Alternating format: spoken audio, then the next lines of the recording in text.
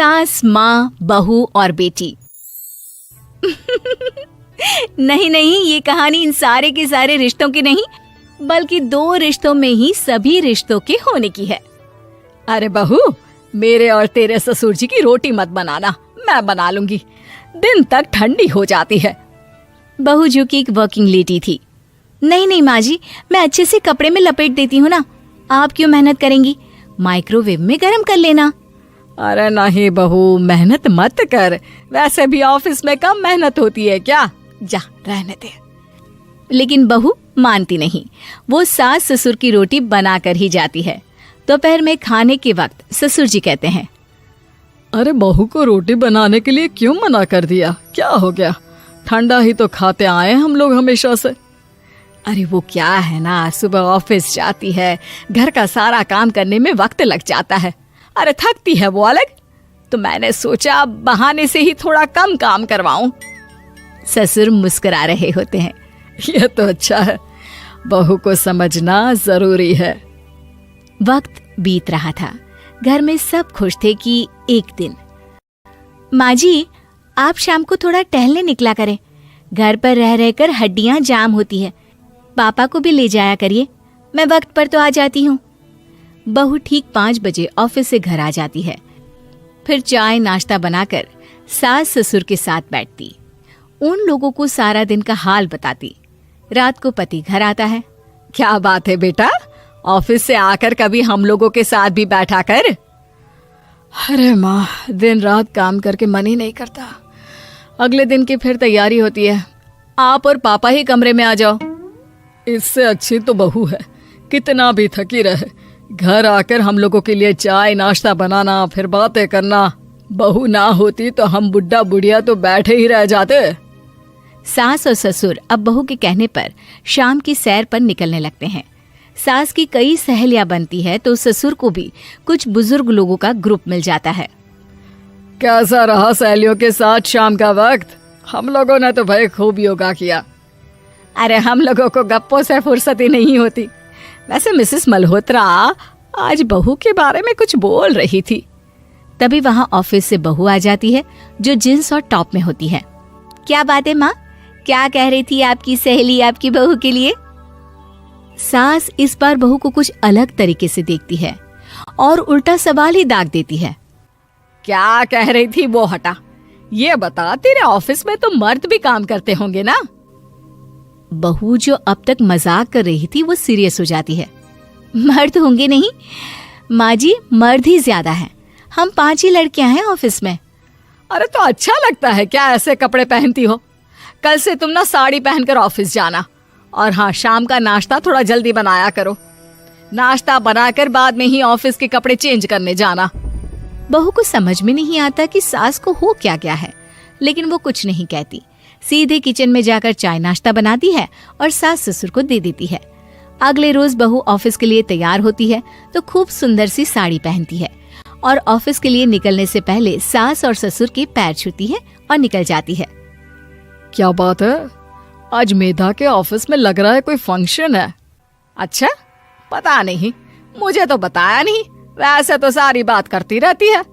अरे देखा नहीं कैसे साड़ी पहनकर जा रही थी? अरे वो तो मैंने ही बोला है उसे। अरे अच्छा लगता है क्या रोज रोज ऐसे सूट या जींस में जाना?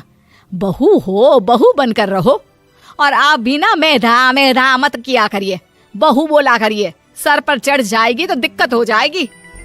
सास अब बहू को बहू जैसा रखने लगती है, हर बात पर रोका टोकी, हर बात पर ताने। क्या बात है, आजकल लेट आ रही हो ऑफिस से? अरे चाय के लिए भी देर हो जाती है, हम लोग फिर पार्क में भी देर से पहुंचते हैं। सभी की बहुएं वक्त से चाय नाश्ता करा देती है अपने सास ससुर को, बस एक तू ही है जो उस वक्त ऑफिस से निकलती है। माँ जी, वो एक रास्ता पुलिस वालों ने न जाने क्यों बंद कर रखा है, जिसके कारण ट्रैफिक ज्यादा हो जाता है। मैं कोशिश करूंगी कल वक्त से पहले ही निकल जाऊं। ससुर देख रहे होते हैं कि बहू अब परेशान सी रहने लगी है। एक रोज, मेधा, बेटी मेधा। जी पिताजी। बेटा देख जरा कौन सी टी शर्ट अच्छी लग रही है। वो क्या है ना, शाम को सब बदल बदल कर टी शर्ट पहनते हैं, मैं भी सोच रहा हूँ कि आज कुछ अच्छा सा पहन कर जाऊं। हाँ पिताजी, ये सही है। ये लाल वाली ना बहुत जचेगी आप पर।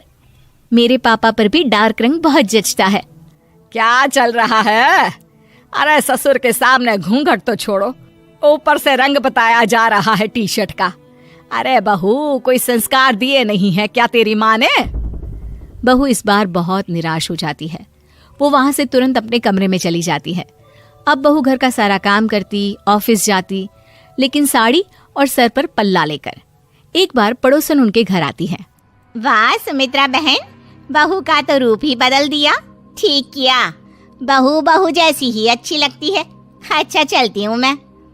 पड़ोसन के जाने के बाद सास बड़ी अकड़ के साथ कहती है, देखा मेरा कमाल, कैसे मैंने मेधा बहू को कंट्रोल में कर लिया।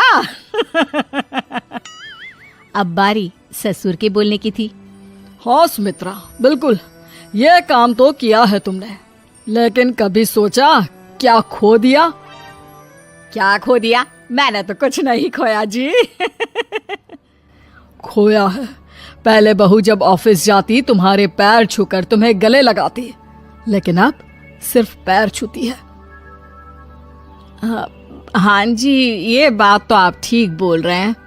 पहले घंटों हम लोगों से बात करती, कमरे में ना जाती, ऑफिस से आते ही खुद की चाय, खाना, नाश्ता सब हम लोगों के साथ करती, सारी बात बताती। लेकिन क्या तुम्हें पता है, बहू की तबीयत खराब चल रही है, वो माँ बनने वाली है। ये बात मुझे बेटे ने बताई कि तुम्हें बता दूं। अब सास की आंख में आंसू थे। वो समझ गई थी कि लोगों के कहने में आकर उसने क्या खो दिया। शाम को बहू घर आती है तो माँ किचन में पकोड़े तल रही होती है। अरे माँ जी, आप रहने दीजिए ना, मैं आ तो रही थी। अरे नहीं, जा तू चेंज कर ले, मैं नाश्ता और चाय टेबल पर ही लगा रही हूँ मेधा। सास के मुंह से अपना नाम सुनकर बहू को बहुत अच्छा लगता है। माँ जी, कोई गलती हो गई है क्या? मेरे होते हुए आप काम करे, ये ठीक नहीं है।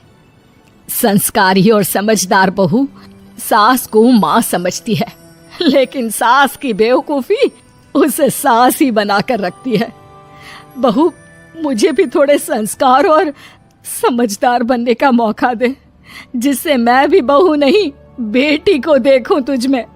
और हाँ, मेरा होने वाला पोता क्या कहेगा कि दादी ने तो मेरी माँ को बहुत परेशान किया। बहू सास को गले लगा लेती है। नहीं माँ जी, वो कहेगा कि माँ को तो दादी ने बेटी बनाकर रखा है।